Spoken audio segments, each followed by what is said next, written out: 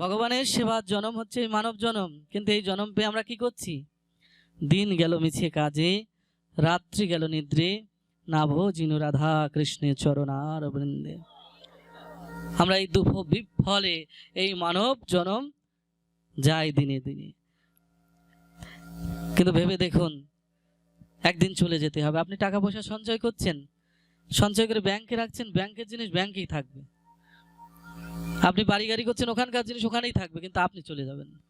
আপনার মৃত্যু হবে, আমার মৃত্যু হবে, সবাই জন্মিলেই মরণের স্বাদ আমাদের ভোগ করতে হবে। কিসের অহংকার, কিসের অভিমান?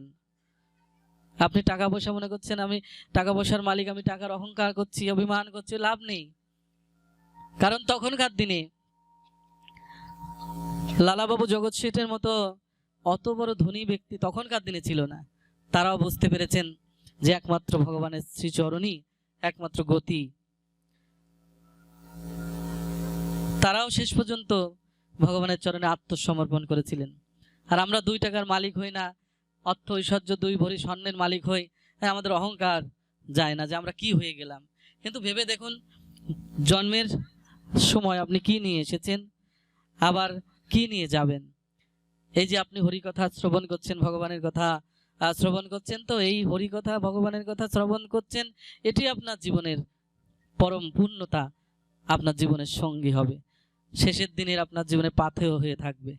তাই জন্য বাকি জীবন যতদিন বেঁচে থাকেন, আমরা যতদিন বেঁচে আছি, সব বেশিরভাগ সময় কৃষ্ণ সেবা, ভগবানের নাম গুণকীর্তন এগুলো নিয়েই যদি আপনি বেশি সময় ব্যয় করেন, তবে আপনার এই মানব জন্ম সার্থক। আর এই জন্ম পেয়ে যদি আপনি ভগবানের সেবা থেকে বঞ্চিত হয়ে ভগবানের কোনো কর্ম করলেন না, ভগবান আগামীতে আর এই মানব দেহ দেবে না। তাহলে কি করতে হবে আমাদের? এই হাতের সুখ সেই দিন, সার্থকতা সেই দিন যেদিন এই হাত দিয়ে আপনি রাধা মাধবের চরণে তুলসী দিতে পারবেন। আর যেদিন এই বক্ষের সার্থকতা সেদিন যেদিন আপনি ভক্তকে আলিঙ্গন করতে পারবেন। কারণ ভক্ত হচ্ছে পরশ পাথর, পরশমণি, যাকে স্পর্শ করলে লোহা সোনায় পরিণত হয়। ভগবান শ্রীকৃষ্ণ বলেন, আমা হতে আমার নাম বড়, নাম হতে ভক্ত বড়, ভক্ত হতে ভক্ত চরণ ধুলি আরো ভর। এই কানের সার্থকতা সেই দিন যেদিন আপনি কান দিয়ে ভগবানের বংশীর ধ্বনি শ্রবণ করতে পারবেন। কিন্তু আজও কিন্তু ভগবানের বংশীর ধ্বনি বাজে, কিন্তু আমি কেন শুনতে পাই না? কারণটা কি? আমার কানে কেন বাজে না? কারণটা কি? কারণ অকথা কুকথা শুনতে শুনতে এই কান বধির হয়ে আছে, বধির। ভাগবতে বলছে যে এই বধিরতা ঘুচাইবারও ওষুধ আছে। সেই ওষুধটা কি? এই সাধু সঙ্গ, ভক্ত সঙ্গ। এই ভক্ত সঙ্গে চরণ ধুলি নিতে নিতে আপনার এই বধিরতা ঘুচিয়ে যাবে, তখন আপনি এই কানেও ভগবানের বংশীর ধ্বনি শ্রবণ করতে পারবেন। এই চোখের সার্থকতা সেই দিন যেদিন আপনি এই চোখ দিয়ে রাধা মাধবের যুগল রূপ দর্শন করতে পারবেন। এই মুখের সার্থকতা সেদিন যেই বদন মুখ দিয়ে জয় রাধে গোবিন্দ বলে ডাকতে পারবেন।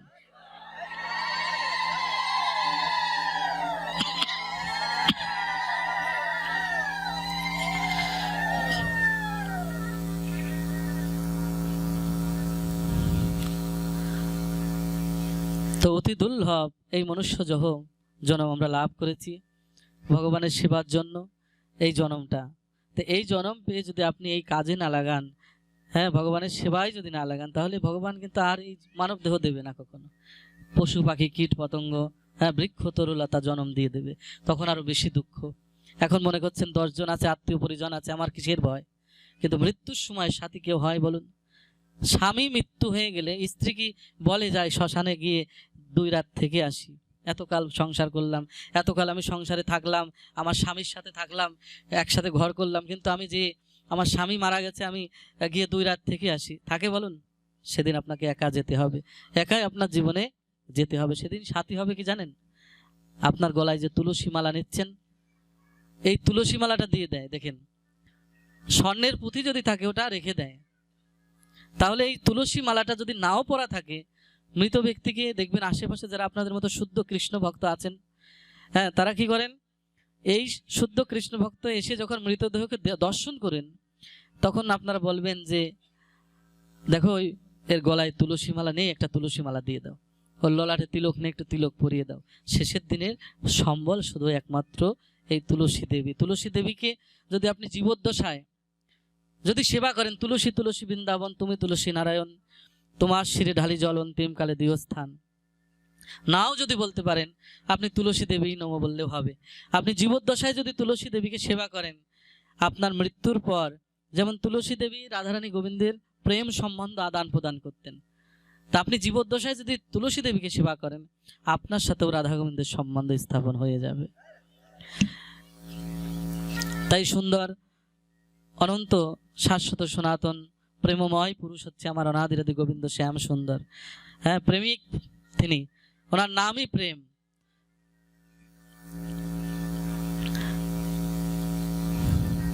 এই যে আমরা বদন দিয়ে রাধা নাম করি, রাধা বলি কেন? সবাই আমরা রাধা নাম ধ্বনিত করি কেন? কারণ এই রাধা নামের এত মহিমা, এত করুণা রাধা নামের। দেখুন, এই শ্রীমতী রাধারানীর একটা সুখ পাখি ছিল। সেই সুখ পাখিকে প্রতিদিন বলতো, ও সুখ, কৃষ্ণ কৃষ্ণ বলো, কৃষ্ণ কৃষ্ণ বলো। আমাদের ওই প্রাণ পাখি আছে, সেই প্রাণ পাখিকে আমি কখনো শিখাই না তুমি একটু কৃষ্ণ বলো, একটু রাধা বলো, কখনো বলি না। তো দেখুন, শ্রীমতী রাধারানী বলল যে, হে সুখ, তুমি কৃষ্ণ বলো, কৃষ্ণ বলো, কৃষ্ণ বলো। রাধারানীর কৃপাতে অল্প দিনের মধ্যেই সুখ পাখি ভগবান শ্রীকৃষ্ণের নাম শিখে গিয়েছিল। শ্রীমতী রাধারানী বললেন, যাও গিয়ে এবার আমার প্রাণবল্লভের কাছে গিয়ে চারিদিক দিয়ে ঘুরবে আর বলবে কৃষ্ণ কৃষ্ণ কৃষ্ণ কৃষ্ণ। ভগবান শ্রীকৃষ্ণের বাড়িতে গিয়ে ওই সুখ পাখি আশেপাশ দিয়ে ঘুরছে আর বলছে কৃষ্ণ কৃষ্ণ কৃষ্ণ। ভগবান শ্রীকৃষ্ণ বললেন, ও সুখ, তুমি যে আমাকে এই কৃষ্ণ নাম শোনাচ্ছ, আমি কিন্তু সত্যিকারে আনন্দ পাচ্ছি না। কারণ আমাকে যদি সুখ দিতে ইচ্ছা করো, এই বদনে বলো রাধে রাধে। তাহলে আমাদের ভগবানের দেবার মতো আমাদের কিছু নেই, কিন্তু আছে কি বলুন? এই যে আমরা তুলসী পত্র দেব, পত্রং পুষ্পং ফলং তাং জমে ভক্ত প্রজস্যতি। আমরা যে ভগবানকে একটা তুলসী পত্র দেই, এটা তো আমার সৃষ্টি না, আপনার সৃষ্টি না, আমার সৃষ্টি। বলুন, পুষ্প মানে ফুল, এই ফুল কি আমি সৃষ্টি করেছি? বলুন, কে সৃষ্টি করেছে? বলুন, ভগবান সৃষ্টি করেছেন। আবার এই ফল, জল, এগুলো সব তারই সৃষ্টি। কিন্তু ভগবান মন পরীক্ষা করেন যে কতটা আমাকে ভালোবাসেন। যেমন নাতি পুতির জন্য আপনি 5,000 টাকার বাজার করে খাওয়াচ্ছেন, আর আপনার ঘরে গোপাল আছে, তার জন্য নকুল দানা বাতাসা। ভগবান মনে করে তোর সুখ সব আমি দিচ্ছি, আর তুই আমার জন্য এই কৃপণতা। তাহলে দাঁড়া, তুই আমাকে মিষ্টি দিস, তোকেও আমি মিষ্টি দিব। ডায়াবেটিস রোগ দিয়ে দিচ্ছে, বুঝলেন? যাতে যে যথা মাম প্রপদ্যন্তে তাং তথৈব ভজামহম মম বত্তানুবর্তন্তে মনুষ্যাপাত্য সর্বস্ব। ভগবান শ্রীকৃষ্ণ বললেন, যে যেভাবে আমাকে স্মরণ করে আমিও তাকে সেইভাবে কৃপা করি। আপনি ভগবানকে দিলে ভগবান আপনাকে দেবে, আর কৃপণতা করলে ভগবানও কৃপণতা করবে। আপনি মনে করছেন আমি কোটি কোটি টাকার মালিক আছি, অসুবিধে কি? কিসের ভজন সাধন দরকার নেই। কিন্তু আপনি রোজগার করছেন আর ডাক্তারকে দিচ্ছেন, ঠিক কিনা বলুন?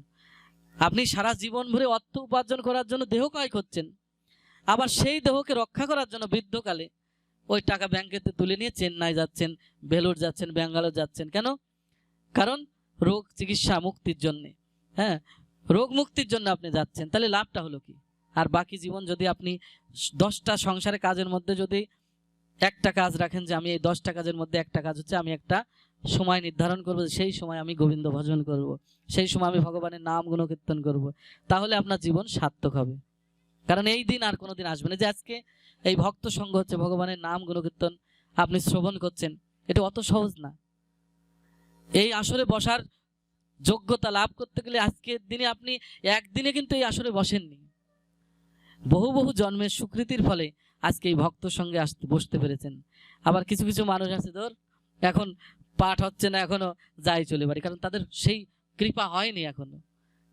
তাহলে তো ব্যাসদেব, সুখদেব গোস্বামী তিনি পরীক্ষিত রাজাকে কেন এই ভাগবত কথা, অমৃত তুল্য কথা বেছে নিয়েছিলেন পরীক্ষিত রাজাকে বলার জন্য? কেন?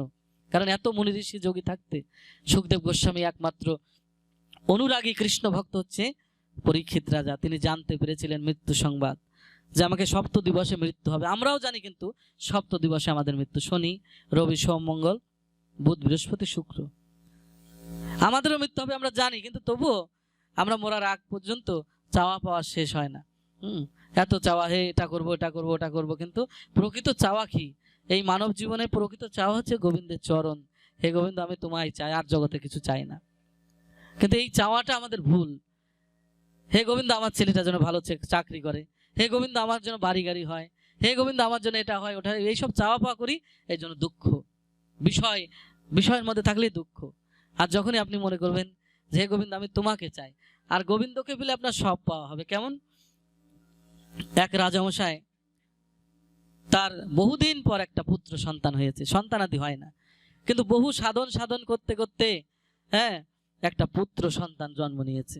সেই আনন্দে রাজামশাই বললেন যে আমার পুত্র সন্তান হয়েছে, আমার এই রাজপ্রাসাদের রাজ্য পরিচালনা করবে পরবর্তীতে, আমার উত্তরসূরি এসেছে, সেই আনন্দে আমি ঘোষণা করলাম যেন এই বাজারে যত সম্পদ আছে, যত দোকান আছে, সব কিছু যে যা স্পর্শ করবে সেটাই তার। এখন স্বর্ণের দোকানের দাম বেশি, কেউ দৌড়াচ্ছে, স্পর্শ করলে নিয়ে যাও। কেউ মুদি দোকান স্পর্শ করলে নিয়ে যাও, কেউ শাড়ি কাপড়ের দোকান স্পর্শ করলে নিয়ে যাও, এইরকম করে সবাই ছোটাছুটি করছে। কিন্তু একজন জ্ঞানী ব্যক্তি, একজন চালাক, যেজন কৃষ্ণ ভজে সে বড় চতুর, সেই ভক্ত গিয়ে ওই রাজামশার চরণ স্পর্শ করেছে। কি ব্যাপার, তুমি এই যে বাজারে সবাই কাপড় চোপড় নিয়ে ব্যস্ত, সবাই দোকান নিয়ে ব্যস্ত, কিন্তু তুমি আমার চরণ স্পর্শ করলে কেন? তখন রাজামশাইকে ওই ভক্ত বলল কি, হে রাজামশাই, আমার কোনো কিছুর প্রয়োজন নাই, শুধুমাত্র আপনার চরণটা আমার গৃহে একটু আপনি চরণটা একদিন রাখবেন, এটি আমার প্রার্থনা। আচ্ছা ঠিক আছে ঠিক আছে। তো দেখুন রাজামশাই যাবে সেই ভক্তের বাড়িতে, সৈন্য সামন্ত মন্ত্রী সবাইকে বলল কি, দেখো আমি যে ওর বাড়ি যাব, রাস্তা আছে তো, আমি যে রথ নিয়ে যাব, যে রাস্তা আছে তোর বাড়িতে যাওয়ার।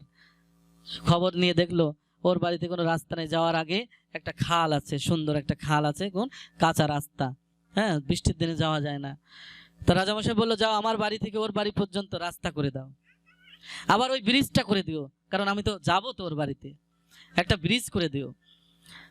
করার পরে রাজামশাই বললো, আচ্ছা আমি কি যে বসবো, ওর ঘর আছে তো? বললো না, তাল পাতার কুটির, একটা ছোট্ট কুটির আছে, থাকার জায়গা নেই, জল পড়ে। বললো আমি কি বসবো যে ওই ঘরে, আমার একটা সম্মান থাকে তো, তো ওই ঘরটা সুন্দর করে বিল্ডিং করে দাও। আবার বললো যে আমি কি ও ঘরে যে বসবো, সে চেয়ার টেবিল আছে তো, ওর বাড়িতে করে দাও। আর এদিকে যারা শুধুমাত্র মুদি দোকান, যারা গার্মেন্টসের এই কাপড় শাড়ি কাপড়ের দোকান নিয়েছিল যারা, তারা ভাবছে এই লোকটা কি এমন বস্তু চাইলো যে তার বাড়ি পর্যন্ত পাকা রাস্তা করে দিল, ব্রিজ করে দিল, কি বস্তু চাইলো। তারপরে রাজামশাই যখন গেলেন ওই ভক্তের বাড়িতে, চরণ ধুলি রাখলেন, তার বলল যে তোর বাড়িতে এসেছি, এই যে সহস্র স্বর্ণ মুদ্রা নিয়ে নে, কারণ তোর অভাব তো সংসার, তা যেহেতু আমার সাথে তোর বাড়ির একটা সম্বন্ধ হয়েছে, আজ হতে তোর সমস্ত কিছু আমার হয়ে গেল। তো ভগবান শ্রীকৃষ্ণ অনাদিরাদি গোবিন্দ শ্যাম সুন্দর, তিনি অনন্ত ব্রহ্মাণ্ডে মালিক। আমরা শুধু শুধু চেয়ে ভুল করি, হে গোবিন্দ আমার ছেলেটা যেন ভালো চাকরি হয়, আমার জন্য মেয়েটার ভালো বিয়ে হয়, আমার জন্য ঐশ্বর্য হয়। এগুলো যারা যারা নিয়ে আছেন তারা পরবর্তীতে মনে করবেন যে কি চাইলাম শুধু শুধু, আমি যদি গোবিন্দকে পেতাম, আমি যদি অনাদিরাদি গোবিন্দ শ্যাম সুন্দরকে পেতাম, তাহলে আমার জীবন সার্থক হয়ে যেত। তাহলে ভগবান শ্রীকৃষ্ণকে যদি আপনি আপন করে পেতে পারেন, আপন করে নিতে পারেন, তাহলে আপনার এই মানব জীবন সার্থক হয়ে যাবে। আর কোনো কিছু চাওয়ার প্রয়োজন নাই, শুধুমাত্র গোবিন্দের চরণ চাই, এইটির জন্য চাওয়া থাকে। ওনাকে পেলে আপনার চারিদিকে হবে। আমার এক শিষ্য আছে জিনেদা, এক তো দরিদ্র মানুষ এখন নাই, এত দরিদ্র, স্ত্রী হচ্ছে দর্জির কাজ করে, রাত 2টো পর্যন্ত পরিশ্রম করে, স্বামী হচ্ছে ছোট ছোট বাচ্চাদের প্রাইভেট পড়ায়, ওতে কয় পয়সা হয় বলুন তো? কিন্তু তার ছেলে একজন MBBS বড় ডাক্তার হয়েছে, এটা ভাবা যায়? ভাবতে পারেন? একজন ধনীর ঘরে ছেলে নেশাখোর হয়ে যাচ্ছে, নেশা করছে, অন্যায় ব্যভিচারে হয়ে যাচ্ছে, কিন্তু একজন দরিদ্র, একজন কৃষ্ণ ভক্ত, বাবা মার গর্ভে একজন MBBS বড় ডাক্তার, তা পড়াশোনা করার টাকা নেই, কিন্তু মেধা, স্মৃতি, ধৃতি, গীতার মধ্যে বলছে স্মৃতি মেধা দিতিক্ষমা আমি দান করি। ভগবানের হাতেই সব কিছু। আমার করে আমরা ভুল করি। আপনার আমার কিছু আছে বলুন তো এই পৃথিবীতে? আপনি যখন জন্ম নিয়েছেন, এসেছেন, এসেই দেখছেন এ হচ্ছে বাবা, এ মা, এ আত্মীয়, এ স্বজন, সব কিছু প্রভুরই, আমার বলতে কিছু নেই। তো দেখেন সেই ছেলেটা পড়াশোনা করার টাকা নেই, পয়সা নেই, কিন্তু এত মেধা, এত ধৃতি, এত স্মৃতিশক্তি, শুধু বাবা মার জন্য, বাবা মার আশীর্বাদ, ভগবানের সেবা। ওই বয়স্ক মা বাবা তারা কি করছে, ওই প্রসাদভোজী, তারা গোবিন্দ সেবা করছে। ওই ছোট ছোট কালের থেকেই ওই ছোট্ট বাচ্চাকে তুলসী পত্র, গোবিন্দের চরণ তুলসী সেবা করাচ্ছে। ভালো মাখন ঘি খেতে দিতে পারেনি, কিন্তু তার ছেলে একজন বড় ডাক্তার, এবং সরকারি খরচে, এত মেধা, এত গোবিন্দের কৃপা তার প্রতি। আর বিশেষ করে হবেই না কেন, গুরু যার প্রতি দৃষ্টি করে, হ্যাঁ, গুরু যদি কারোর সহায় হয় তাহলে জগতই তার, আর গুরু যদি বিমুখ হয় তার জগতে সবই শূন্য। হ্যাঁ, গুরু রুষ্ট হলে কিছুই থাকে না।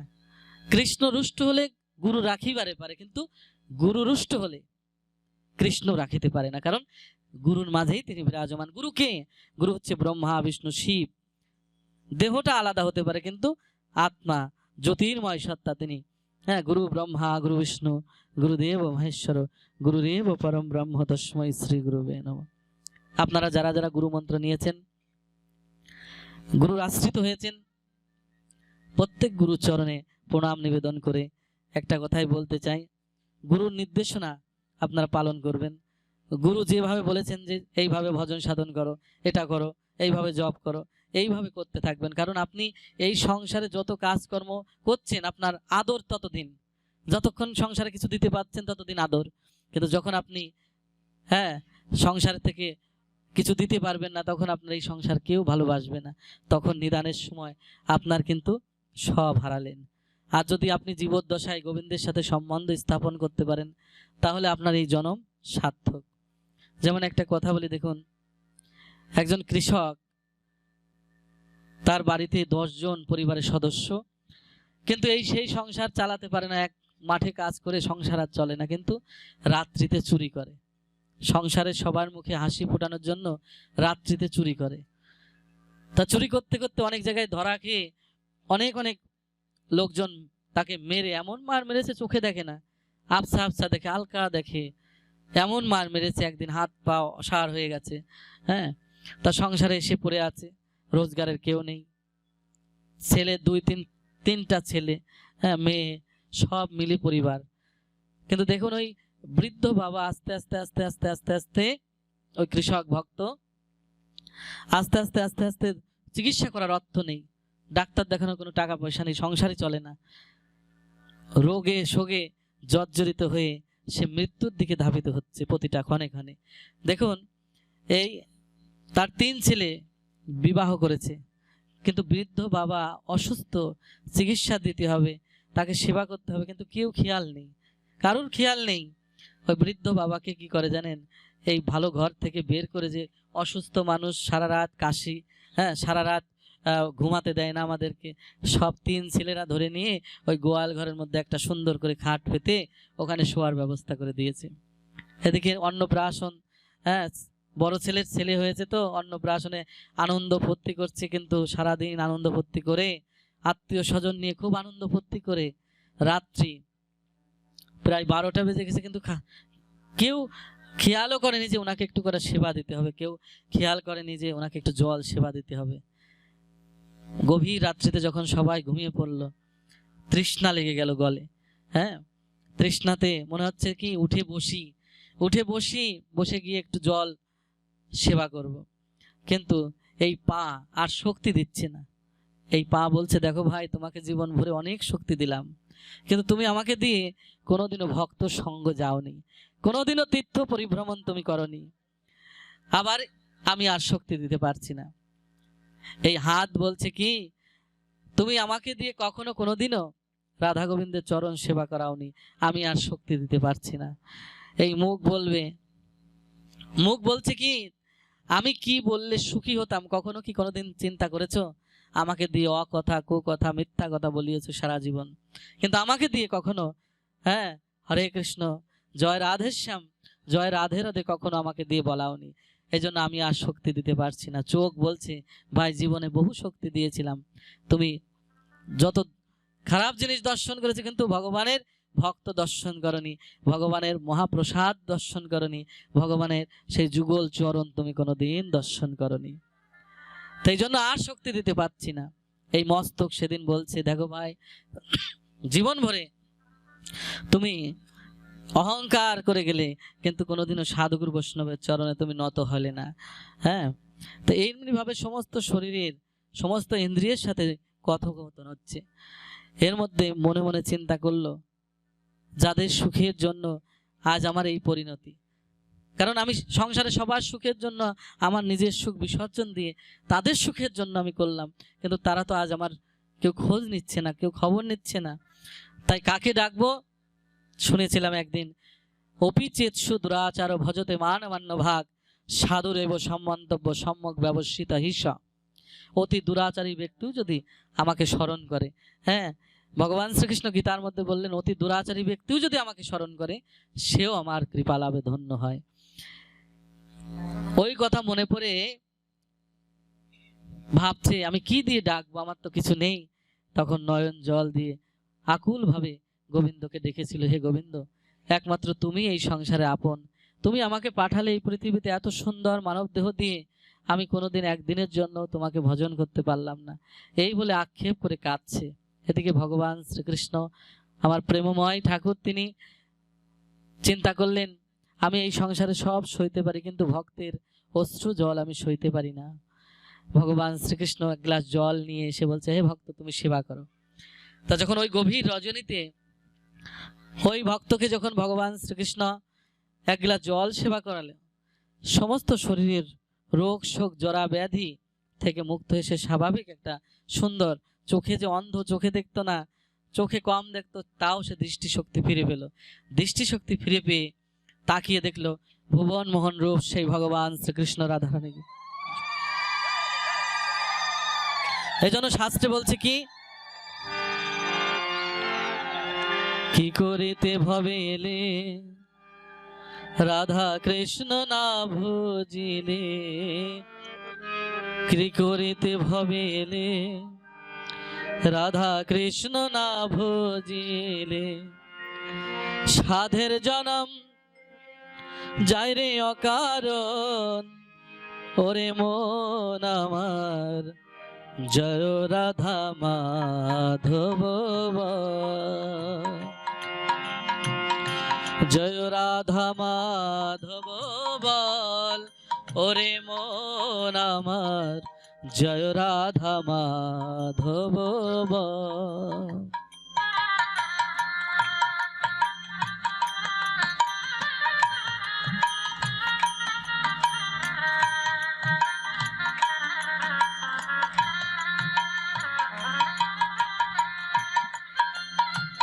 নিতাই গৌর হরি বল, হরি বল, হরি বল, হরি বল।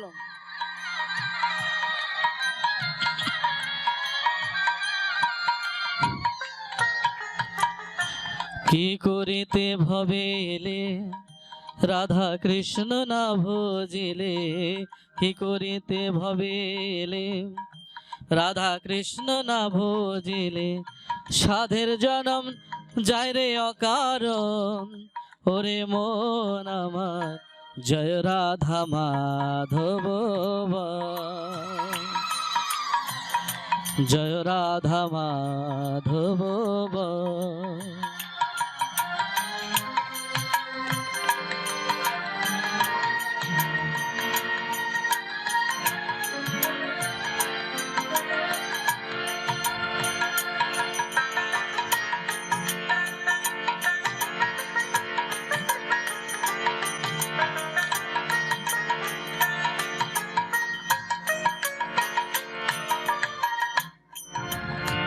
সংসার আনন্দময় তবু ছেড়ে যেতে হয়, সংসার আনন্দময় তবু ছেড়ে যেতে হয়, পরকালের সাথী কেউ না হয়, ওরে মন আমার জয় রাধা মাধব,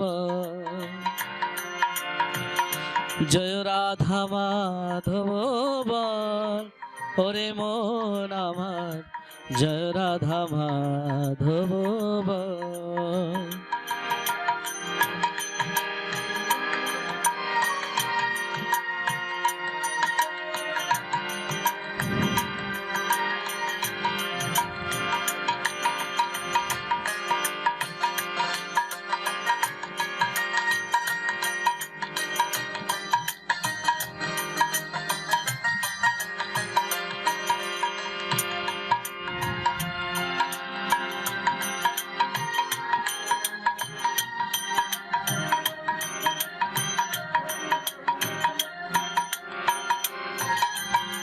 পাইতে যদি হয় ভাবনা গুরুকে ভজন করো না, পাইতে যদি হয় বাসনা গুরুকে ভজন করো না।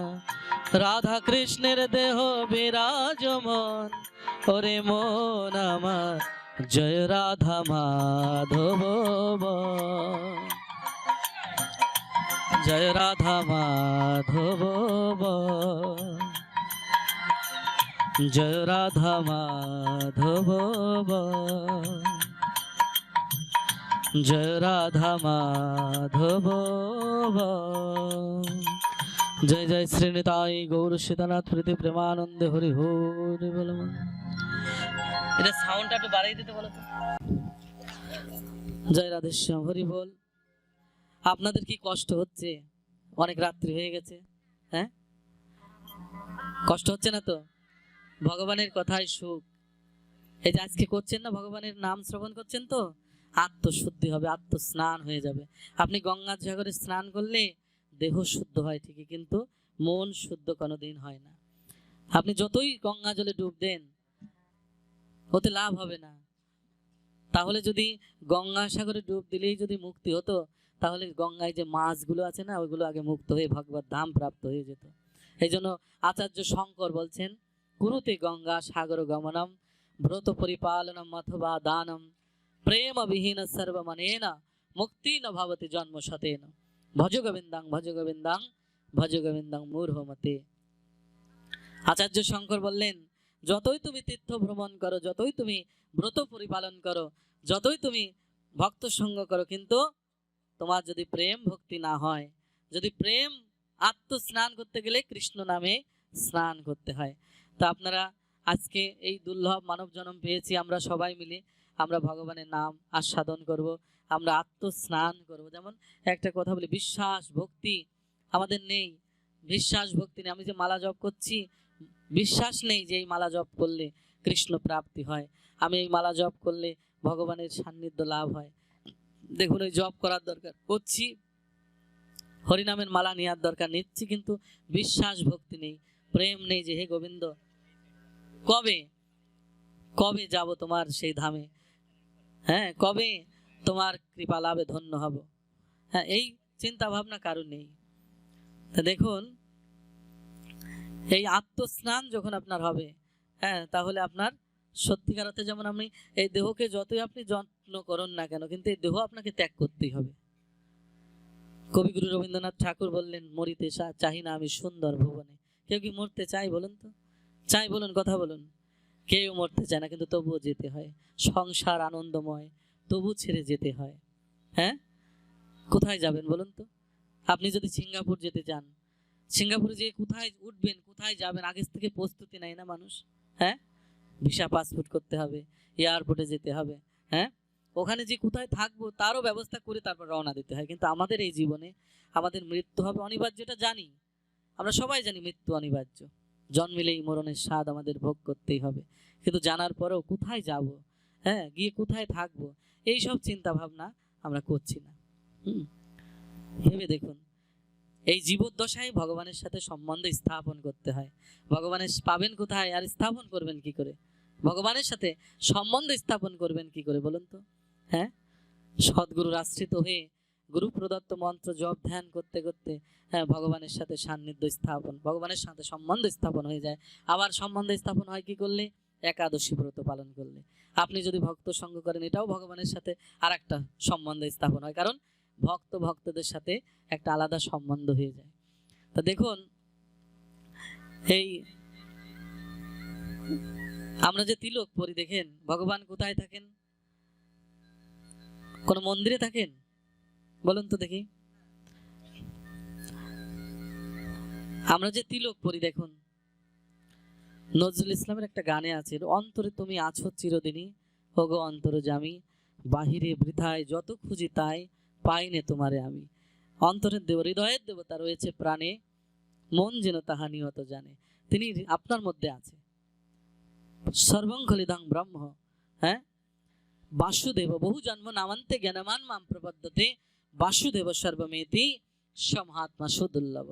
মানে সর্বজীবের মধ্যেই যে বাসুদেব রূপে আমি বিরাজ করছি, অবস্থান করছি, এই জিনিসটা দেখতে গেলেও বহু বহু জন্মের সাধন ভজনের প্রয়োজন আছে। হ্যাঁ, এই যে আমরা তিলক পরি, দেখেন ললাটে কি বলেন, আপনারা তিলক পরেন সবাই? একাদশী করেন বাবারা মায়েরা? কারা কারা একাদশী করেন দেখি, একটু হাত তুলুন তো দেখি, আপনাদের চরণে প্রণাম। তিলক পরেন না? প্রতিদিন তিলক পরবেন, জল তিলক হলে পরবেন, লজ্জা করে বাইরে গেলে তাও পরবেন। কি আছে, আমার এক শিষ্য আছে বিদ্যুৎ অফিসে চাকরি করে, তা সেই বিদ্যুৎ অফিসে চাকরি করে তো ওই বিভিন্ন জায়গায় যেতে হয়,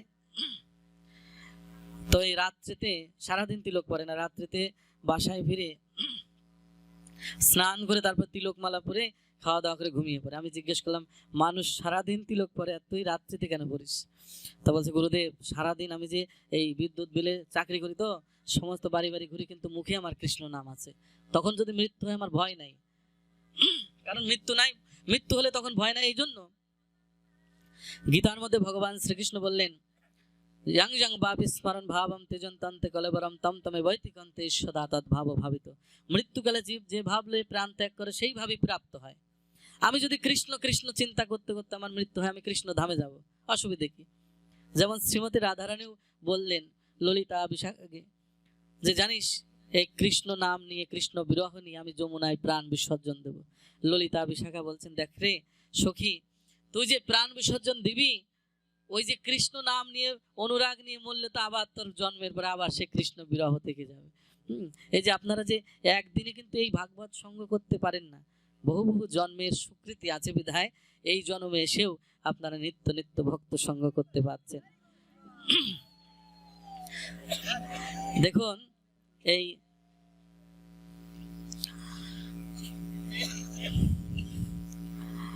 তো রাত্রিতে ওরম তিলক পরে, তো আমি জিজ্ঞেস করলাম, তুই রাত্রিতে কেন পড়িস? তা বললো, গুরুদেব রাত্রি তো আমি ঘুমিয়ে পড়ি, তখন যদি আমার মৃত্যু হয় তাহলে তো আমার জমালয়ে যেতে হবে, কারণ নাম ছাড়া যেতে হবে। আমরা কি করি দেখেন, সারাদিন পরিশ্রম করে হরিনাম করি, যাই হোক হরিনামের মালা করি, কিন্তু রাত্রিতে ঘুমের ঘরে যদি কারোর মৃত্যু হয় তখন তো নাম ছাড়া যেতে হবে। এই জন্য গীতার মধ্যে ভগবান শ্রীকৃষ্ণ বললেন, হে নিদ্রা জয় অর্জুন, মানে অর্জুনকে বলছে উপলক্ষ করে, নিদ্রাকে জয় করতে বলছে। যারা ভগবানের ভক্ত হতে চান, যারা ভগবানের করুণা লাভের আশা করেন, তাদের ঘুম নেই, প্রকৃতপক্ষে তাদের ঘুম নেই। যারা প্রকৃত সাধন ভজনের রাজ্যে আছেন, হ্যাঁ, তাদের ঘুম নেই। তাদের যখন মৃত্যু কথা যার চিন্তা আছে যে আমাকে মরতে হবে, তাহলে তার ঘুম নেই। চিন্তা করে যে আমি এই সুন্দর জীবন পেলাম, আমাকে চলে যেতে হবে, আমি এক মুহূর্ত কালও এই দিন গেল মিছে কাজে, রাত্রি গেল নিদ্রে, না বুঝিনু রাধা কৃষ্ণের চরণ আরবিন্দে, আমি এই বিফলে এই সুন্দর জীবন নষ্ট হতে দেব না, আমি সারাক্ষণ শুধু সাধন ভজন করব। গুপ্তভাবে গোপনভাবে যারা দেখেন নিদ্রাজয়ী, যারা ভগবানকে সাধন ভজন জানেন, তারা নিদ্রাকে জয় করতে পেরেছেন। ঘুমিয়ে শুয়ে আছে কিন্তু নিদ্রাজয়ী, অনন্ত সুখ ভগবানের সাথে আস্বাদন করে চলেছেন। হ্যাঁ, ভগবানের নাম আস্বাদন করে চলেছেন। তো এই জন্য আপনারা চেষ্টা করবেন, আসলে তো কলিহত জীব আমরা, হ্যাঁ, স্বল্প আয়ু, যাও 30-40 বছর 50 বছর বাঁচি আমরা, এখন বর্তমানে 30 বছর রোগ ব্যাধিতেই যায় চলে, নাকি বাবা? হ্যাঁ, রোগে সুখে জরা ব্যাধিতে আমাদের জীবন শেষ। যখন সুখের সন্ধান আসে তখন মৃত্যুর সময় চলে এসে যায়।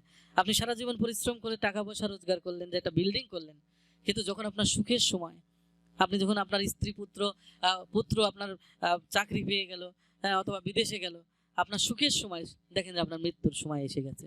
এই জন্য একটা মুহূর্ত কাল নষ্ট করা যাবে না। হ্যাঁ, ভগবানের নাম গুণকীর্তন করবেন, ভগবানের সাধন ভজন করবেন। দেখুন একটা কথা বলি, এই ভাগবত কথা বড় মধুর কথা।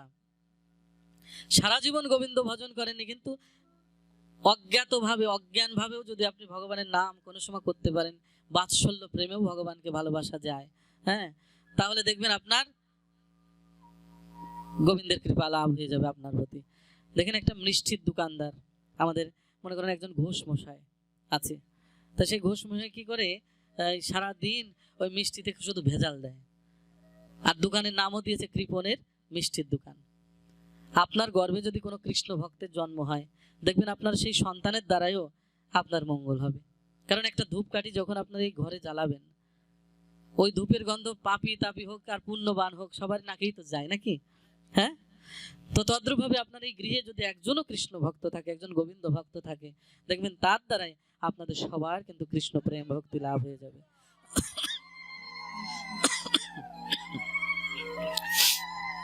তো ওই মিষ্টির দোকান ওই ঘোষ মশাই কি করে জানেন? প্রতিদিন মিষ্টিতে ভেজাল দেয়, প্রতিদিন মিষ্টিতে ভেজাল। তো ওই মিষ্টিতে ভেজাল দেয়, কৃপণের মিষ্টির দোকান। কিন্তু সবাই এইভাবে প্রায় অনেক বছর ব্যবসা করলো, কিন্তু তার একটা কন্যা সন্তান জন্ম হয়েছে। হ্যাঁ, কোনো না কোনো ক্ষণে জন্ম হয়েছে। তা সেই সন্তান জন্ম, যেমন এই বিভিন্ন আত্মা জন্ম নিতে পারছে না, ভালো মাতৃ গর্ভ পাচ্ছে না, বিধায় শুদ্ধ আত্মাগুলো আসতে পারছে না। পিশাচ মা বাবার গর্ভে কিন্তু পিশাচের জন্ম হয়, আর শুদ্ধ মাতৃগর্ভে দেখবেন শুদ্ধ আত্মার জন্ম হয়। অনেক অসংখ্য আত্মা, শুদ্ধ আত্মা মহাত্মা, হ্যাঁ, তারা কিন্তু ঘুরছে, কিন্তু জন্ম নিতে পারছে না, আসতে পারছে না, কারণ শুদ্ধ মা বাবা পাচ্ছে না বিধায়। তো দেখুন, সেই মিষ্টির দোকানদার, সেই ঘোষ মশাই, ওনার একটা কন্যা সন্তান হয়েছে। কোনো না কোনো ক্ষণে পড়ে সেই সন্তানটা কৃষ্ণ ভক্ত, গোবিন্দ ভক্ত। তো ওই সন্তানটা জন্মের প্রায় 1 মাস পরেই তার স্ত্রী বিয়োগ হয়ে গেল। এখন 1 মাসের বাচ্চাকে নিয়ে কি করবে? বাড়িতে রাখবে নাকি দোকানদারি করবে? তাই কোলে করে নিয়ে দোকানে নিয়ে বসে থাকতো, আর কর্মচারী দিয়ে ব্যবসা করতো। এমনি ভাবে যখন একটু বুঝতে শিখলো, সেই মেয়েটা বুঝতে শিখলো, যখন একটু বড় হলো, বললো, বাবা, সবার মা আছে, কিন্তু আমার মা নেই কেন? হ্যাঁ, আমার মা কোথায় গিয়েছে? তখন এরকম রাধা মাধব মন্দিরে গিয়ে ওর বাবা বিকেল হলে কোলে করে নিয়ে গিয়ে বলছে, চল আমরা দেখে আসি, ঘুরে আসি। ওই কথা জিজ্ঞেস করিস না। মন্দিরে গিয়ে রাধা মাধবের সামনে গিয়ে বলছে, হ্যাঁ বাবা, সবার মা আছে, কিন্তু আমার মা নেই কেন? তাই মিষ্টির দোকানদার সেই ঘোষ মশাই বলছে কি, দেখ মা, তোর মা এই রাধা মাধব নিয়ে এনেছে, রাধা মাধবের কাছে চলে গেছে। ওই দিনকের থেকে শয়নে স্বপনে রাধা মাধবকে চিন্তা করে, হে রাধা মাধব, আমার মাকে কেন নিয়ে গেলে? কি অপরাধ করেছিল আমার মা? কেন তুমি আমার মাকে তুমি নিয়ে গেলে? এই দিন রাত বসে রাধা মাধবের চিন্তা করতে করতে সে শুদ্ধ কৃষ্ণ ভক্ত হয়ে আরো পরিপূর্ণতা লাভ করলো, তার আত্মশুদ্ধি হয়ে গেল। কারণ কৃষ্ণ চিন্তা করতে করতে তার আত্মশুদ্ধি হয়, আত্মস্নান হয়। দেখুন, ওই সেই মেয়েটা কি করলো? বিবাহ ঠিক হয়ে গেল তার, ভালো একজন ভালো পাত্র, বিবাহ ঠিক হলো। 1 মাস আগে ওই মেয়েটা ওর বাবাকে বললো, বাবা, আমাকে কিছু টাকা দাও, আমি একটু বৃন্দাবন থেকে ঘুরে আসি। কারণ বিয়ে হলো কার সাথে? সে যদি কোনোদিন আমার এই ভজন পথে যদি বাধা সৃষ্টি করে, তাহলে আমি বিয়ের আগেই আমার ব্রজধাম রাধা মাধবের ধাম আমি দর্শন করে আসি। তো দেখুন, রাধা মাধবের ধাম দর্শন করে 1 মাস ব্যাপী পরিক্রমা করে, হ্যাঁ, আসার সময় ভাবলো, মনে মনে চিন্তা করছে, আমার বিবাহ হয়ে গেলে আমি শ্বশুর বাড়ি চলে যাব, কিন্তু আমার বৃদ্ধ বাবাকে কে দেখবে? বৃদ্ধকাল কিন্তু একটা চিন্তার কাল। আমরা সারা পৃথিবী ঘুরি, বিভিন্ন দেশে বিদেশে ঘুরি, সবাই বৃদ্ধ বাবারা এসে জড়িয়ে ধরে কেঁদে কেঁদে বলে, বাবা, আমাকে আশীর্বাদ করে, যেন শক্তি সামর্থ্য থাকতে যেন চলে যায়, কারণ কারোর অবহেলার পাত্র যেন না হয়। আপনি মনে করছেন আমার এখন রক্ত গরম আছে, কত কিছু করছেন, কিন্তু আস্তে আস্তে আস্তে আস্তে সেই দিন সামনে আসছে, চিন্তার কাল আসছে সেই দিন। এই জন্য গোবিন্দের কাছে প্রার্থনা করে অনেক বৃদ্ধ বাবা মা, যে আমি যেন কারোর অবহেলার পাত্র না হই, হে গোবিন্দ, আমার যেন শক্তি সামর্থ্য থাকতে তোমার ওই রাঙা চরণে আমার স্থান দিও প্রভু। দেখুন, ভগবান শ্রীকৃষ্ণের ব্রজধাম দর্শন করে ফেরার সময় ওই মেয়েটা চিন্তা করছে, আমার যে বৃদ্ধ বাবা আছে, আমি তো বিয়ে হয়ে গেলে শ্বশুর বাড়ি যাব, কিন্তু আমার বৃদ্ধ বাবাকে কে দেখবে? বৃদ্ধকালে আমার বাবাকে কে দেখবে? এই কথা চিন্তা করে কি করলো, একটা গোপাল, সুন্দর একটা গোপাল কিনে নিয়ে আসলো। এসে বলছে, দেখো বাবা, আমার বিয়ে হয়ে গেলে তো আমি চলে যাব, কিন্তু তোমাকে একটা কাজ দিই। তুমি কি করবে? প্রতিদিন এই গোপালকে 1 চামচ মাখন তুমি দিও। সকালে 1 চামচ মাখন দিও, রাত্রিতে 1 চামচ তুমি মাখন দিও। এখন গোপালটা রাখবে কোথায়? বাড়িতে তো সারাক্ষণ তো দোকানেই থাকে, তাই দোকানে দেখবেন অনেক অনেক শোকেসের মধ্যে ঠাকুরের বিগ্রহ থাকে না, অনেক অনেক চিত্রপট রাখে না অনেকে, ওইরকম মিষ্টির দোকানে একটা পাশে ওইরকম চিত্রপট রাখে, যেমন ওইরকম একটা গোপাল তোয়ালে বেছিয়ে সুন্দরভাবে রেখে দিল। তাই গোপালকে বলেছিল যে এই গোপালকে প্রতিদিন 1 চামচ করে মাখন তুমি দিও, কিন্তু এই মাখন কিন্তু আর দেয় না। বিবাহ হয়ে গেল মেয়ের, এদিকে বাড়িতে গিয়ে মেয়েকে না দেখে মনে কষ্ট, যে আমার বৃদ্ধ বয়স, অন্তত বাড়িতে ফিরে মেয়েকে দেখলেও একটু শান্তি লাগতো, এখন আমি তো একা হয়ে গেলাম। আবার এদিকে দোকানে গিয়ে গোপালের সাথে কথা বলে, বলে যে এই তুই জানিস না আমি কৃপণ মানুষ, সারা জীবন আমি কৃপণ, মিষ্টিতে ভেজাল দেই, এক ছটা কম ছাড়া বেশি দেই না কাউকে, আর তুই এসেছিস আমার দোকানে বৃন্দাবনের থেকে মাখন খেতে, এক চামচ মাখন তোকে আমি দেব না। হ্যাঁ, দেখেন ওই যে ভগবানের সাথে পাগলামিও ভালো, হরিনামের পাগলামিও কিন্তু মঙ্গল। কার কখন কোন মুহূর্তে কৃপা হয়ে যাবে কেউ বলতে পারে না। লালাবাবুর কৃপা হয়েছিল তার বাড়ির দাসীর জন্য। দাসী বলেছিল, হ্যাঁ বাবু বাসনায় আগুন দেবে না। হ্যাঁ, বাসনা মানে কি, বাসও না, বাসনা। হ্যাঁ, আবার ওই বাড়ির দাসী সারা জীবন দাসী বৃত্তি করলো, কিন্তু একদিন লালাবাবু বাড়ির বাইরে গিয়েছে কাজে, কিন্তু ওই সেই দাসী মনে করলো কি, সারা জীবন ভরে আমি আমার বৃদ্ধ বয়স, সারা জীবন লালাবাবুর বিছানা তৈরি করলাম, কিন্তু এত সুন্দর পালঙ্কে কোনোদিনও শয়ন করে দেখলাম না, কেমন সুখ। ওই 10-15 মিনিট মতো ওই বিছানায় যখন শয়ন করলো, শয়ন করার মধ্যে এর মধ্যে লালাবাবু বাড়িতে এসে গেছে, এসে দেখলো আমার দাসী, বাড়ির দাসী আমার এই বিছানায় শুয়ে আছে। তখন 22 বেত্রা আঘাত করলো, মারলো। হ্যাঁ, মারলে ওই দাসী কি করলো, একবার হাসলো একবার কাঁদলো। তো লালাবাবু জিজ্ঞেস করলো তুমি হাসলেই বা কেন আর কাঁদলেই বা কেন? তো লালাবাবুর ওই সে দাসী বলল, আমি হাসলাম এই জন্য প্রভু, যে আমি আপনার বাড়ি আজ প্রায় 40-50 বছর হয়ে গেল প্রায় আপনার বাড়িতে দাসী বৃত্তি করি, আপনার ঘরের যে সিঁড়ি ঘরের নিচে আমি একটু থাকার ঘর দিয়েছেন ওখানে থাকি, আমার ঘরে রাধা মাধবের যুগল চিত্রপট আছে, আমি প্রতিদিন আমি রাধা মাধবের সেবা করি, এই আপনার বাড়ি ধর সমস্ত জায়গায় কাজকর্ম করি, আর আমার মুখে থাকে মধুমাখা কৃষ্ণ নাম। আমি এই 10-15 মিনিট এই বিছানায় শয়ন করে আমি আমার গোবিন্দকে ভুলে গেছি বিধায় গোবিন্দ আমাকে 22টা বেত্রা আঘাতের ব্যবস্থা করেছে, এই জন্য আমি খুব হাসলাম যে গোবিন্দ তুমি ভালোই করেছো। আর কাঁদলাম কেন জানো? কাঁদলাম এই জন্য, আমি যদি 10-15 মিনিট এই বিছানায় শুয়ে আমার গোবিন্দ যদি 22 বেত্রা আঘাতের ব্যবস্থা করে, না জানি লালাবাবুর জন্য কত বেত্রা আঘাতের ব্যবস্থা করেছে। কারণ আমাদের এই দেহের সুখের জন্য আমরা ছোটাছুটি করি, কিন্তু আত্মসুখের জন্য কখনো ছোটাছুটি করি না। দেহকে কোনভাবে ভালো রাখা যায়, কোনভাবে দেহকে যত্নে রাখা যায়, কিন্তু আমাদের যে দেহাতীত সত্তা, সেই দেহ, আমি তো নই, আমি তো দেহ নই, দেহকে যত্ন করে তো লাভ নেই।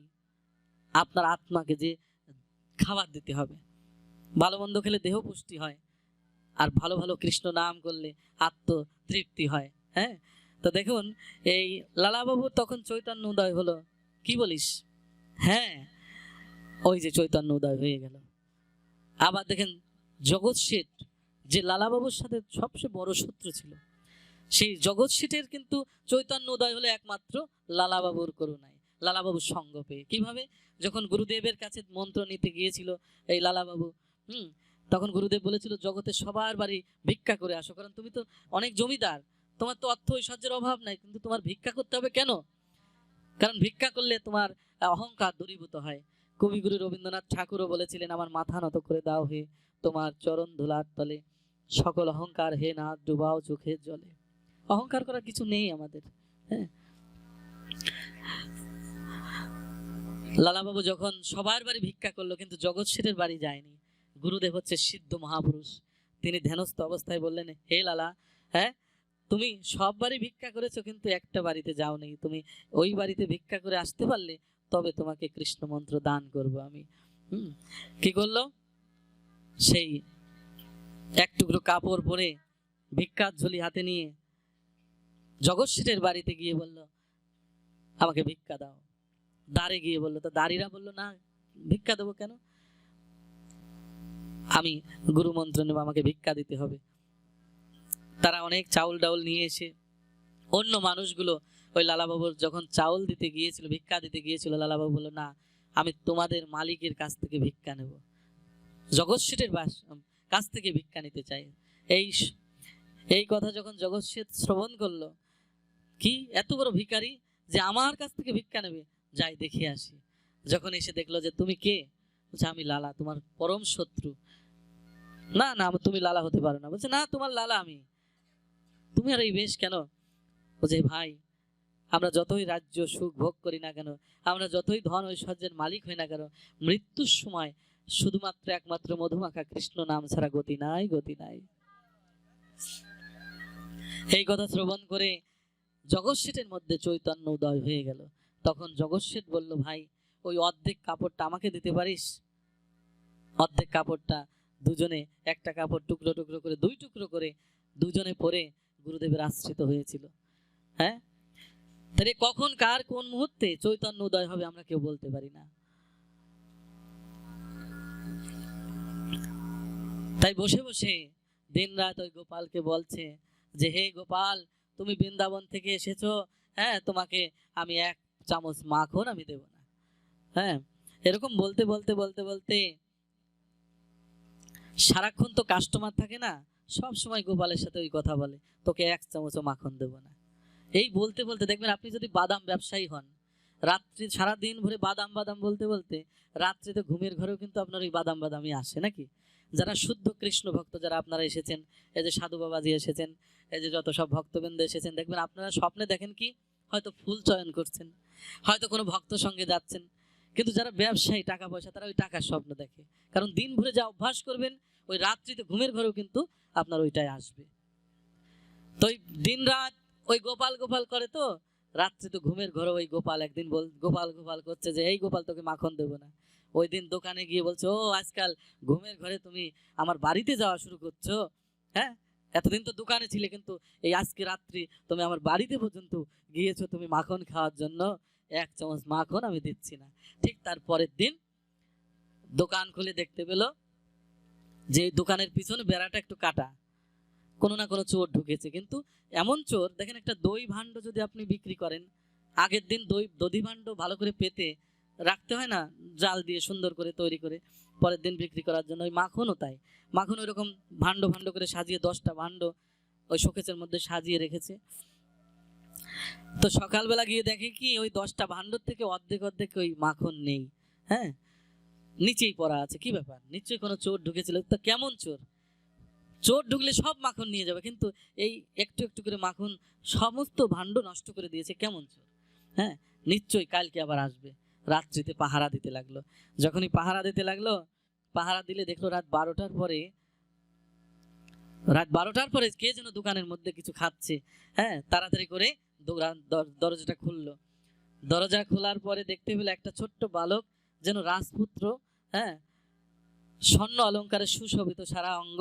হ্যাঁ, গিয়ে তাড়াতাড়ি করে হাতটা ধরেছে, তুই কালকে কি মাখন সেবা করেছিস, মাখন চুরি করেছিস? গোপাল তো ওই রাজপুত্র বেশি, তিনি ওই মাখন সেবা করেই চলেছে। চল তোর বাবা মাকে তো তার কাছ থেকে গিয়ে কালকে আজকে সমস্ত টাকা পয়সা সুদে আসলে আমি নিয়ে নেব। হ্যাঁ, দেখেন আগেকার দিনের তালাগুলো এক হাতে ধরতে হতো, আবার একটু ঘোরাতে হতো, কিন্তু এখনকার বর্তমানে তো টিপ দিলেই হয়ে যায়। তো ওই দোকানে ওই তালা বন্ধ করতে করতে গোপাল এ গলি ও গলি দিয়ে দৌড়ে লুকিয়ে গেল। আচ্ছা, ভগবান যদি তিনি কৃপা করে ধরা না দেন কাউকে, আমাদের সাধ্য আছে ধরার? বলুন তো। মা যশোমতী পর্যন্ত পারেননি, গোপালকে ধরতে পেরেছে? কখনো পারেননি। কিন্তু পেরেছে কারা? আপনাদের মতো শুদ্ধ কৃষ্ণ ভক্ত, গৌর ভক্ত বৃন্দ আপনারা পেরেছেন। গোবিন্দকে ভজন করতে ভালোবেসে ভালোবাসার বাঁধনে বাঁধতে পেরেছেন। দেখুন, এই পরের দিন আবার মনে করলো এই চোর আবার আসবে, আমার মাখনের স্বাদ বুঝতে পেরেছে, তো হ্যাঁ আবার আসবে। আপনাদের বাড়িতে কি গোপাল আছে কাদের? দেখি একটু হাত তুলুন তো, দেখি আপনাদের ঘরে কি কারোর গোপাল আছে? যাক, আপনাদের চরণে প্রণাম। এই গোপাল আমার এক শিষ্য আছে কানাডাতে, হ্যাঁ, শ্যামলী মা, ওই গোপাল নিয়ে বৃন্দাবনে আসে।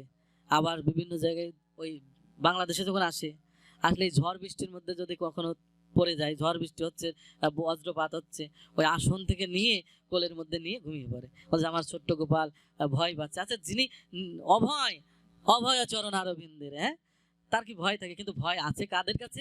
ভক্ত, শুদ্ধ ভক্তের কাছে ভয় আছে। আবার দেখেন অনেক শুদ্ধ ভক্তরা গোপালের জন্য মশারি তৈরি করে দেয়, হ্যাঁ, ফ্যান তৈরি করে দেয়। এই যে মালতীমার বাড়িতে সুন্দর গোপাল আছে, হ্যাঁ, ওই ফ্যান আছে, ফ্যান দিয়ে রাখেছে। গোপাল, আমরা কত সুন্দর গরম, হ্যাঁ, ফ্যানের বাতাস খাই, আমার গোপাল কেন খাবে না? বিছানা করে দেয়। আচ্ছা, মশারিটা নাই কেন? যাতে মশায় কামড়ায় যেন না। কিন্তু মশা যিনি সৃষ্টি করেছেন, গোপালকে কেউ কামড়ায় বলুন তো? কিন্তু ভক্তের কাছে, শুদ্ধ ভক্তির কাছে আমরা মনে করি যে হয়তো কামড়ায় নাকি, এটা শুদ্ধ বাৎসল্য প্রেম।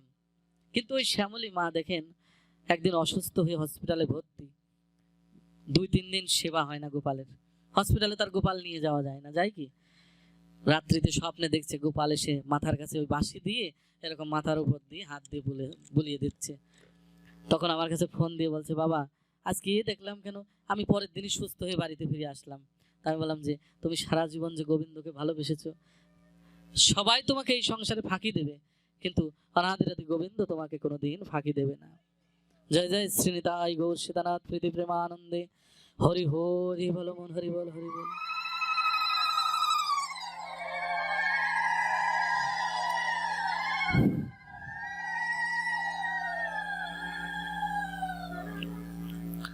দেখুন এই সেই মিষ্টির দোকানওয়ালা কি করেছে জানেন, পরের দিন আবার সেই দোকান খুলে দেখতে পেল রাত 12টার পরে ওই বালকটা আবার সেরকম মাখন খাচ্ছে। এবার কি করেছে, হাতটা ভালো করে ধরে নিয়ে, হ্যাঁ তোর বাবা মার কাছে যাব, এই তালাটা বন্ধ করার সময় হাতে এরকম দিয়ে চাপ দিয়ে তালা বন্ধ করেছে। কিন্তু ভগবান শ্রীকৃষ্ণ যাকে ধরা না দেন ধরতে পারে কেউ, কখনো পারে না। হ্যাঁ, এর মাঝে ওর মেয়েটা বিবাহ হয়ে গেছে। আগেকার দিনে তো ফোন ছিল না, হঠাৎ করে মেয়ে এসে বাবার বাড়িতে এসেছে। আসার পরে কথায় কথায় বলছে, মা জানিস আজ 40 বছর ধরে আমি এই দোকানদারি করি, কিন্তু আমার দোকানে কোনোদিন চুরি হয় না। তোর গোপাল আসার পরের থেকে আমার দোকানে চুরি হয়। সে চোর, কেমন চোর জানিস মা? ছোট্ট বালক, কিন্তু দেখতে ভারী সুন্দর, রাজপুত্রের মতো, কিন্তু চোর। এই কথা যখন শ্রবণ করার পর ওই মেয়েটা, কৃষ্ণ ভক্ত মেয়ে, মনে মনে চিন্তা করলো নিশ্চয়ই আমার গোবিন্দ ছাড়া আর কেউ না। চলো বাবা, আজকে আমি রাত্রিতে আমিও তোমার সাথে পাহারা দেব, দেখবো কেমন চোর। দেখুন রাত্রির গভীর রজনীতে যারা সাধক পুরুষ, গোপী পুরুষ,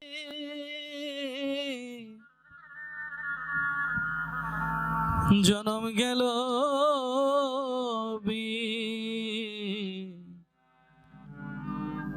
বিফলে, বুঝিয়াও জন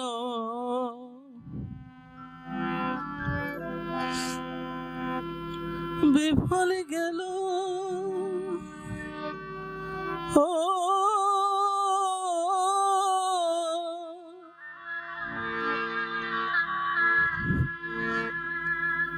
এ দেহ কৃষ্ণ সেবা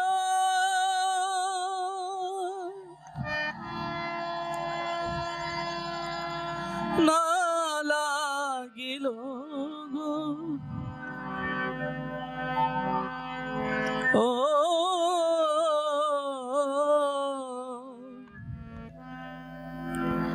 আমার দুঃখ কি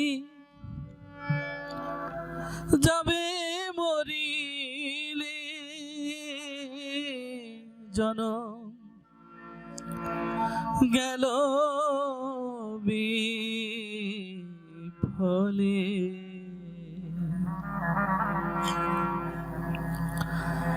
ভাই বন্ধু আত্মীয় পরিজন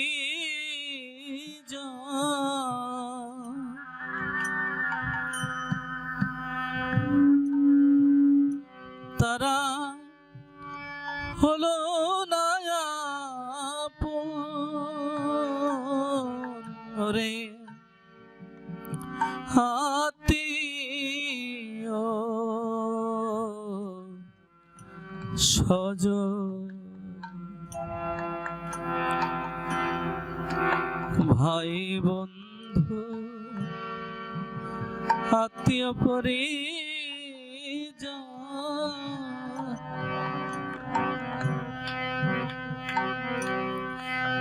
তারা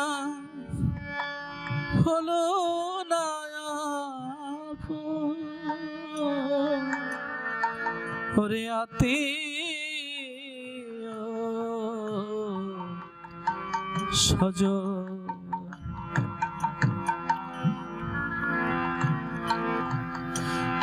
যা বুঝলে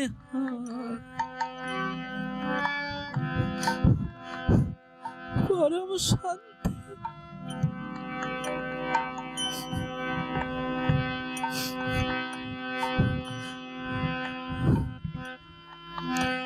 যা ভজলে হয় পরম শান্তি।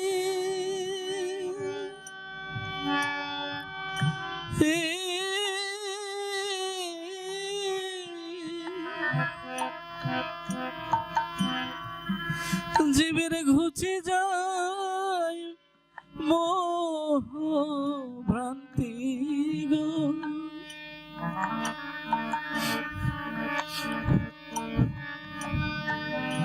ও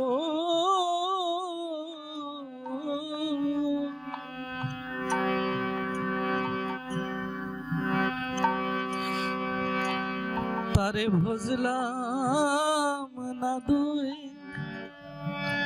নয়নের জলে, জনম গেল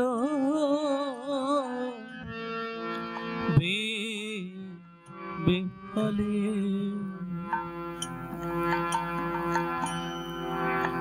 মানব কুলে কেন বা পাঠালে, জনম গেল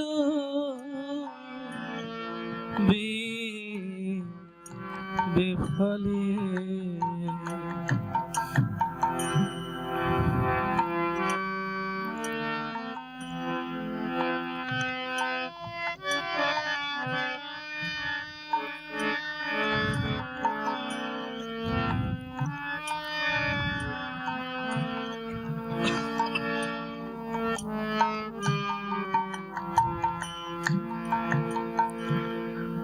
সাধু গুরু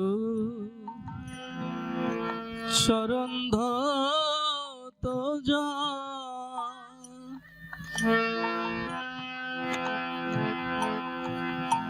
জানি সর্বতীর্থের ফল, একদিন করলাম না সম্ভব। সাধু গুরু চরণ ধত জানি সর্বতীর্থের ফল,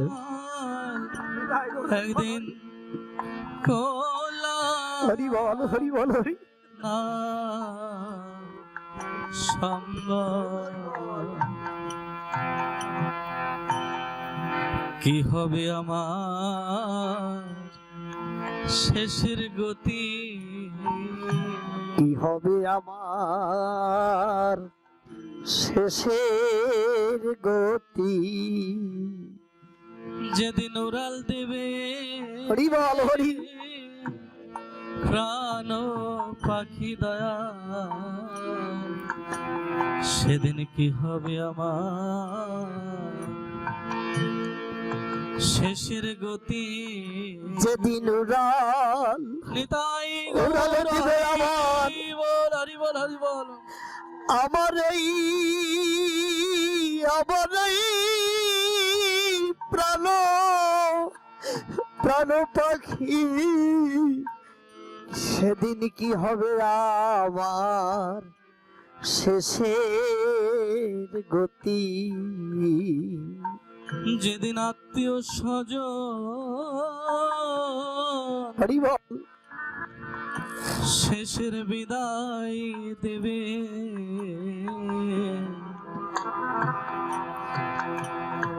সেদিন কি হবে আমার গতি, যেদিন আত্মীয় ও স্বজন আমায়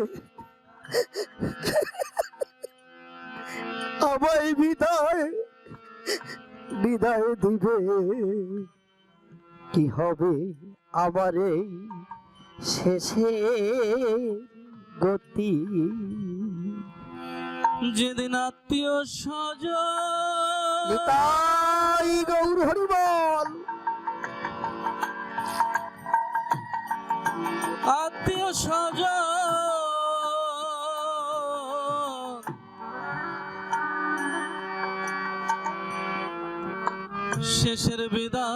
দেবে গৌর হরি বল। সেদিন কি হবে আমার আমার গতি যেদিন আত্মীয় স্বজন আমায় বিদায়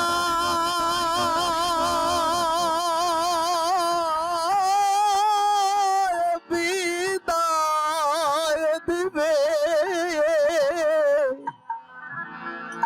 কি হবে আমার আবার এই শেষে গতি। আমি কত জন্মে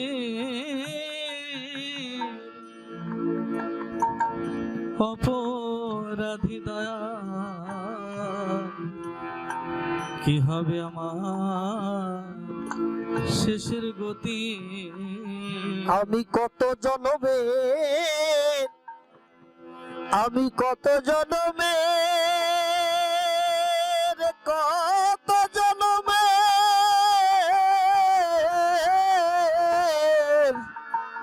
অপরাধী দয়াল, কি হবে আবার আমার শেষের গতি। আমার আয়োজন বিফলে গেল,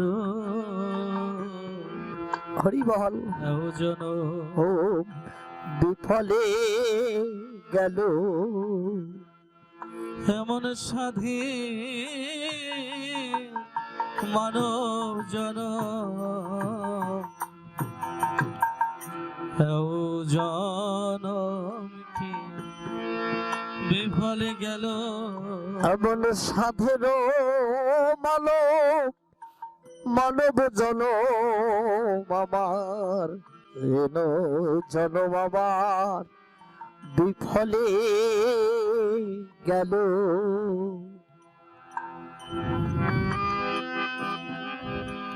কেঁদে কেঁদে আকুল ভাবে কেঁদে কেঁদে ভগবান শ্রীকৃষ্ণের কাছে আত্মনিবেদন করলো। ভগবান শ্রীকৃষ্ণ নারদকে বললেন, হে নারদ, আমি জগতে সব সইতে পারি, কিন্তু আমার ভক্তের অশ্রু জল আমি সইতে পারি না। ভগবান শ্রীকৃষ্ণ কি করলেন, শ্রীমতী রাধারানী গোবিন্দকে ডেকে ডেকে বলছেন, ও গোবিন্দ, তুমি যার দোকানে মাখন চুরি করেছিলে, দেখো না ব্রজধামে এসে তোমাকে এক নজর দর্শন করবার জন্য কেঁদে কেঁদে আকুল হচ্ছে, তুমি কি কৃপা হয় না তোমার? ভগবান শ্রীকৃষ্ণ বললেন, এই ব্রজধাম হচ্ছে শ্রীমতী রাধারানীর, চলো না আমরা দুজনে গিয়ে ওর মনোবাসনা পূর্ণ করি। কি নিয়ে যাব ভক্তকে দেখতে?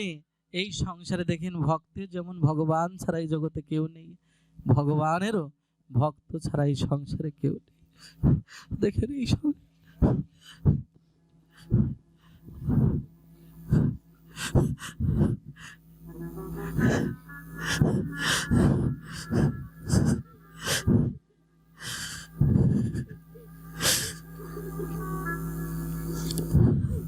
ভগবানও ভক্তের সঙ্গ লাভের জন্য আশা করে, ভক্ত যেমন ভগবানকে পাবার আশা করে, ভগবানও ভক্তকে পাবার আশা করে। দেখুন ভগবান শ্রীকৃষ্ণ রাধারানী দুজনে কি করলেন, সেই মাখন ক্ষীর নবনী শ্রীমতী রাধারানী নিজ হস্তে তৈরি করলেন ভক্তের জন্য। যে আমার প্রাণবল্লভে যিনি মাখন সেবা দিয়েছেন, আমি সেই ভক্তকে আমিও নিজে হাতে মাখন সেবা দেব। শ্রীমতী রাধারানী কি করলেন, গভীর রজনীতে কেঁদে কেঁদে, ওই ভক্ত কেঁদে কেঁদে আকুল হয়ে ব্রজের ধুলায় গড়াগড়ি দিচ্ছে, গভীর রজনীতে পাশে গিয়ে এমন অবস্থা হয়েছে, বৃদ্ধকাল তো বয়স্ক কাল, বড় চিন্তার কাল, চোখে দেখে না, বয়স হয়ে গেছে তো, ওই ব্রজের পথে শুয়ে থাকে, শুয়ে থেকে সারাদিন কি করে, যত ভক্তবৃন্দ যায় এই হাত দিয়ে ইশারা করে সমস্ত ভক্তদের চরণ ধুলি অঙ্গে মাখে, যে আমার মতো পাপী সংসারে এই জগতে কেউ নেই, আমি বড় অপরাধী, আমার মতো অধম পামর এই সংসারে কেউ নেই। কেঁদে কেঁদে সমস্ত ভক্তদের চরণ ধুলি অঙ্গে মাখে, আর চলতে পারে না। গভীর রজনীতে কেঁদে কেঁদে আকুল হচ্ছে ভগবানের জন্য। শ্রীমতী রাধারানী গোবিন্দ সেই মাখন তৈরি করে নিয়ে এসে গভীর রজনীতে পাশে এসে দাঁড়িয়ে শ্রীমতী রাধারানী কি করলেন, মুখে সেই মাখন তুলে দিল। মাখন শ্রীমতী রাধারানীর শ্রীহস্তে মাখন সেবা করে ওই ভক্তের যে জরাজীর্ণ শরীর ছিল তা পরিপূর্ণতা লাভ করলো, সুস্থ হয়ে গেল। শ্রীমতী রাধারানী কি করলেন, ভক্তের নয়ন জল আঁচল দিয়ে মুছে দিলেন। যখন শ্রীমতী রাধারানীর শ্রীহস্তের পরশ ওর নয়নে পড়ল, তখন ও দৃষ্টিশক্তি ফিরে পেয়ে রাধা গোবিন্দের যুগল দর্শন লাভ করল।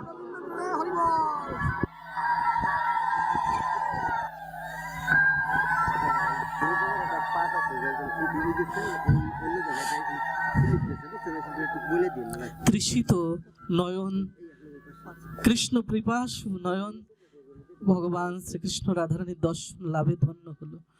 দেখুন, তাকিয়ে বলল, হে প্রভু, বহু বহু জন্মের অপরাধী আমি, তুমি কৃপা করে দর্শন দিয়েছ।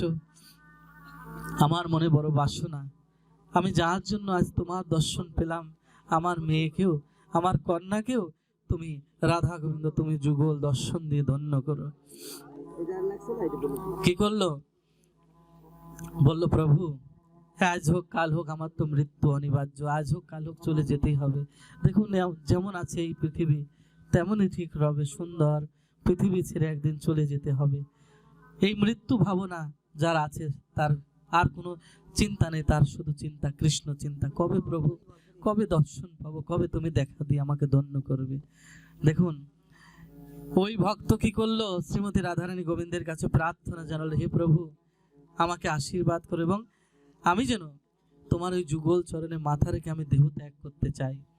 ভগবান শ্রীকৃষ্ণ কি করলেন, শ্রীমতী রাধারানী কি করলেন, দুজনে মিলে যুগল হয়ে দাঁড়ালো, আর ওই ভক্ত যুগল চরণে মাথা রেখে দেহ ত্যাগ করলেন। সাথে সাথে ভগবান শ্রীকৃষ্ণ রাধারানী কি করলেন, পুষ্প রথে করে তার ভাগবত ধাম ভগবত তাই গৌর হরি বল, হরি বল হরি। তাই হে সুধী বৈষ্ণবগণ, ভক্তগণ, একটা কথা বলি, আজ না হয় কাল আপনাকে যেতেই হবে। জন্মিলেই মরণের স্বাদ আপনাকে ভোগ করতেই হবে। তাই বেঁচে যতদিন আছেন, আমরা যতক্ষণ বেঁচে আছি, সংসারও করতে হবে, সংসারও তার সাজানো বাগান, সংসারও করতে হবে, সংসারের মধ্যে সব কাজই করতে হবে। আবার মহাপ্রভু গৌরসুন্দর বললেন, হাতে করো গৃহকর্ম, মুখে বলো হরি, অনায়াসে দিতে পারবে এই ভব নদী পার। ভব নদী পারি, বল হরি বল। তাই হে সুধী বৈষ্ণবগণ, হে ভক্তগণ, এই মানব জন্ম পেয়েছি অতি দুর্লভ মনুষ্য জন্ম, যা দেবতারা বাসনা করে। হে গোবিন্দ, আমাকে মানব দেহ দান করো, আমি যেন তোমার ভজন সাধন করতে পারি। কিন্তু সেই দুর্লভ জন্ম আমরা পেয়ে আমরা যেন অবহেলা না করি, আমরা যেন হেলায় কাটিয়ে না দিই। এই দিন আর জীবনে আসবে না, কালকে সূর্য আমার জীবনে আর আসবে কিনা আমি বলতে পারি, বলুন, পারি না। এই জন্য এই ক্ষণকালও যে আপনারা সাধু সঙ্গ, ভক্ত সঙ্গ, হরি কথা আস্বাদন করলেন, আপনাদের সবার রাধারানী গোবিন্দের চরণে যেন মতি হয়, সবার যেন মঙ্গল হয়, এই প্রার্থনা রেখে ভাগবত বিশ্রাম দিচ্ছি। ভালো থাকুন, সুস্থ থাকুন, ভগবান যেন আপনাদের চরণে, আপনাদের জন্য মঙ্গল হয়। আমি একটু গীতার কয়েকটা শ্লোক পাঠ করবো, এই গৃহের মঙ্গলের জন্য, এলাকার মঙ্গলের জন্য, জগতের মঙ্গলের জন্য। তারপরে একটু কৃষ্ণ নাম করে বিশ্রাম দেব। আপনাদেরকে কষ্ট দিয়েছি, রাত্রির হয়ে গেছে, অনেক অপরাধ হলে ক্ষমা করে দিবেন। বলুন সবাই, রাধে রাধে। রাধে রাধে। ধূপ জ্বালাও, ধূপ। ধূপ জ্বালাই দাও দিদি।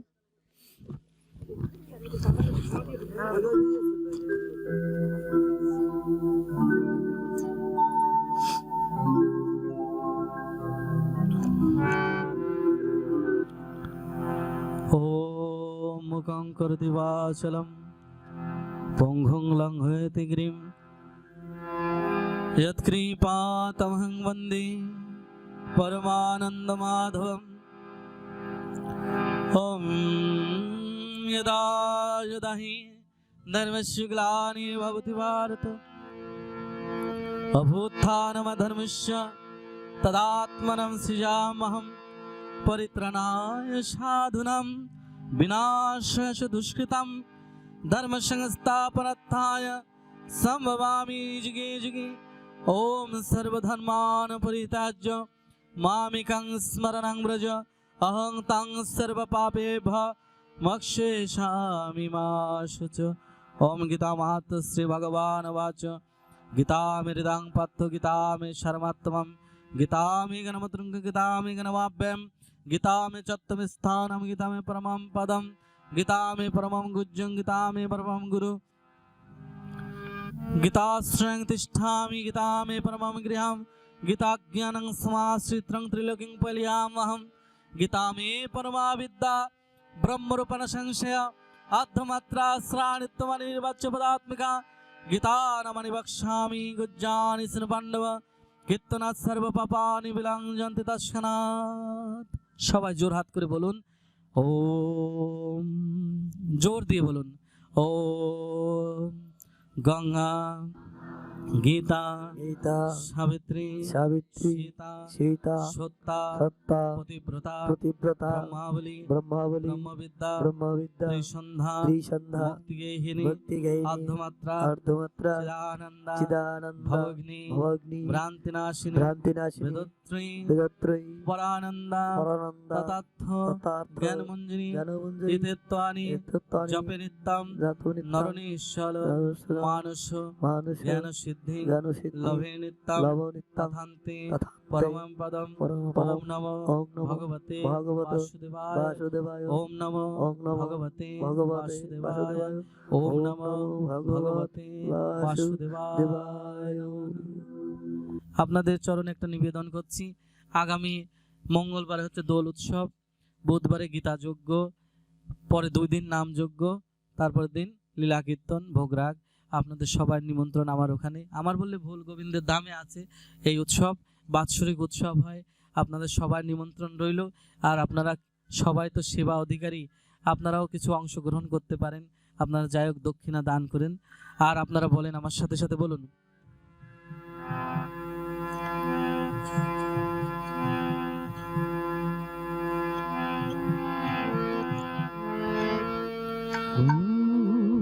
হরে কৃষ্ণ